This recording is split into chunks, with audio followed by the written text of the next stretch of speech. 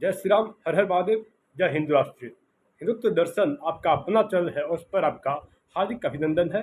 और मैं ब्रह्मानंद झा आज पुनः एक नए विषय को लेकर के आपके समक्ष प्रस्तुत हूँ। और मित्रों, जैसा कि हम सभी जानते हैं कि रमज़ान का संबंध इस्लाम मजहब के मानने वाले मुस्लिम भाइयों से है। पर इस्लाम मजहब में जो रमज़ान का त्यौहार मनाया जाता है, इसके पीछे का क्या कारण है और इसके पीछे क्या वास्तव में यह सद्भावना और भाईचारा से संबंध इसका है या नहीं, इस विषय पर आज पूरे ऐतिहासिक साक्ष्यों के साथ मैं प्रस्तुत हूँ। तो मित्रों,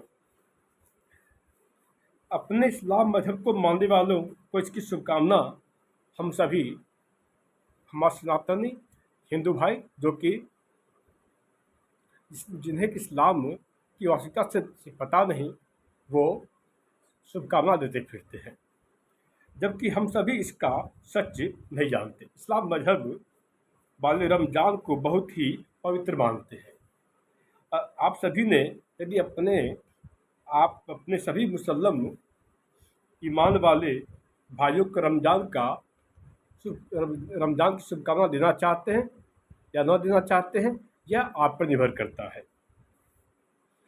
पर रमज़ान वास्तव में है क्या, यह जानना अति आवश्यक है। तो अब मैं विलंब न करते हुए सीधा मुद्दे पर आता हूँ और यह बताने का प्रयास करता हूँ कि रमज़ान वास्तव में है क्या।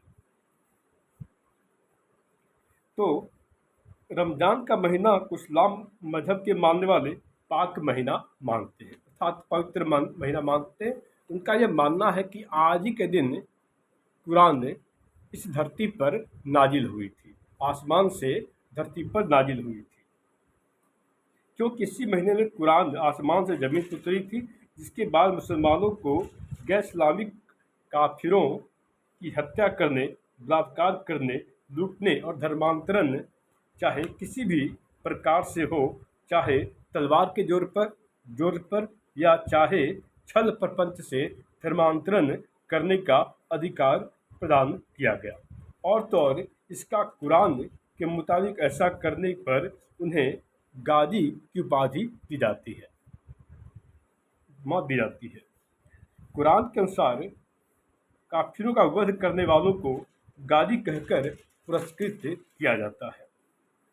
सन 624 ईस्वी में इस्लाम मजहब के संस्थापक मोहम्मद बिन अब्दुल्ला पैगंबर के नेतृत्व में इस्लाम की पहली और पवित्र जंग रमज़ान के महीने में लड़ी गई थी, जिसको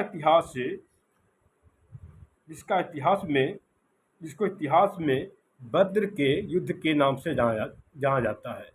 बद्र के युद्ध के नाम से जाना जाता है। इसी जंग के बाद मक्का के कुरैशी समुदाय को जबरन तलवार के दम पर मुसलमान बनाया गया। रमज़ान के महीने में 629 से 630 ईस्वी में मुसलमानों ने मक्का पर आक्रमण किया।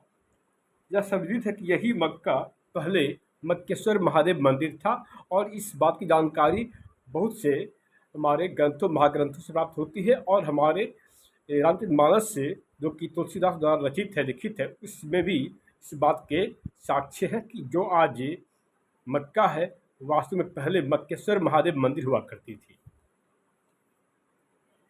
मूल विषय पर आते हुए, जब 630 ईस्वी में मुसलमानों ने मक्का पर आक्रमण किया था और वहाँ पर रह रहे लोगों को तलवार के नोक पर जबरदस्ती धर्मांतरण करके इस्लाम कबूल करने पर बाध्य कर दिया था।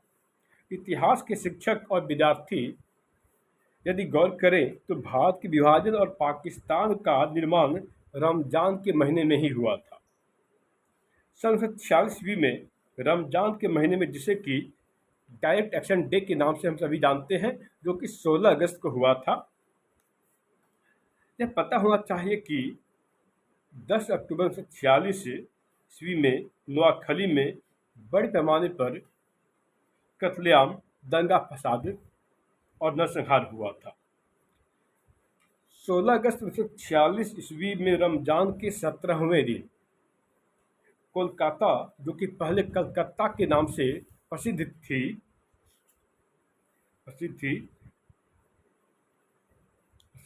में रह रहे सभी लोगों को एक पर्चा बांटा गया और इस पर्चा में कुछ इस प्रकार लिखा हुआ था: हम लोग रमजान के पवित्र महीने में जिहाद शुरू करने जा रहे हैं। अल्लाह की मर्जी से हम हिंदुस्तान को दुनिया का सबसे बड़ा इस्लामिक मुल्क बनाने में कामयाब होंगे। ऐ काफिर, तुम्हारी सजा का वक्त आ गया है। अब कत्लेआम होगा। हम हाथ में तलवार लेकर फख्र के साथ तुम पर जीत हासिल करेंगे और डायरेक्ट एक्शन डे कयामत का दिन होगा। आप सभी को यह बात और जानकर और भी आश्चर्य होगा कि इस पर्चे को किसी और ने नहीं बल्कि छापने का काम कलकत्ता के मेयर के पद पर तैनात सैयद मोहम्मद उस्मान ने छपवाया था और उस समय का प्रसिद्ध समाचार पत्र डाउन में प्रमुखता से छपी थी और इसका शीर्षक था मुस्लिम India observes direct action day. इस समाचार पत्र के प्रकाशित होने के मात्र 15 से 20 मिनट में 300 से ज़्यादा हिंदुओं की नृशंस हत्या कर दी गई और प्रकाशित होने के 3 दिन के अंदर यानी 72 घंटे में 6000 से ज़्यादा हिंदुओं की निर्दयता से नृशंस हत्या कर दी गई। कुल मिलाकर 20,000 से ज़्यादा हिंदुओं को बहुत ही बुरी तरह से घायल कर दिया गया, रक्त रंजित कर दिया गया और 1 लाख से ज़्यादा हिंदुओं को अपना घर बार छोड़ना पड़ा, अर्थात पलायन करने पर विवश होना पड़ा। कितने हिंदू मारे गए इसका सही आंकड़ा सार्वजनिक न हो पाए, इसलिए हिंदुओं के लाशों को नदी में बहा दिया गया।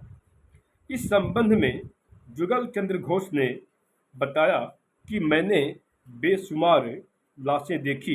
हिंदुओं की लाशें एक जगह पर 4 ट्रक खड़े थे और चारों ट्रकें लाशों से भरी पड़ी थी। सभी ट्रकों में कम से कम 3 फीट की ऊंचाई तक लाशें भरी हुई थी और उन लाशों से रक्त की बूंदें टपक रही थी और जितनी भी लाशें थी वो सभी हिंदुओं की लाशें थी और यह महीना रमजान का था और इन कत्लेआम को अंजाम देने वाले इस्लाम मजहब के मानने वाले मुसलमान शांतिप्रिय समुदाय थे। तो यह है रमजान का सच और इसे रमजान का पवित्र महीना कहा जाता है। अब आप स्वयं तय करें कि क्या इस रमजान के महीने में जब रमजान के महीने में 16 अगस्त 1946 में रमजान के 17वें दिन बड़ी मात्रा में बड़ी निर्दयता से आपके पूर्वजों की हत्या कर दी गई हो, उसके बाद आप उन्हें शुभकामना प्रेषित करते हैं, तो क्या यह उचित है या उचित नहीं? आप सभी इस विषय पर ध्यान दें और हमारे बिके हुए इतिहासकारों, इस्लामिक संगठन वाले ईसाई मिशनरियों और वामपंथी इतिहासकार ऐसे इसे पेश करते हैं जैसे यह कि सद्भावना और भाईचारा की बहुत ही बड़ी जीती जाती मिसाल हो। जबकि अभी हाल ही में रमजान में मॉस्को एक थिएटर में क्या हुआ और बदायूं में भी इस रमजान में क्या हुआ, इस बात से हम सभी भली भांति परिचित हैं। तो यह है रमजान का सच। अतः किसी चीज़ को गहराई से जाने जिससे कि यह आपके आने वाले भविष्य के लिए बेहद ही बहुत ही ज़रूरी है और आपके अपने सही सलामत रहे, इसके लिए हम सभी को जागना होगा। जागता समाज ही अपने अस्तित्व की रक्षा कर सकता है। सुषुप्त समाज, सोया हुआ समाज अपने अस्तित्व की रक्षा नहीं कर सकता है। तब तक के लिए जय श्री राम, हर हर महादेव, जय हिंद राष्ट्र।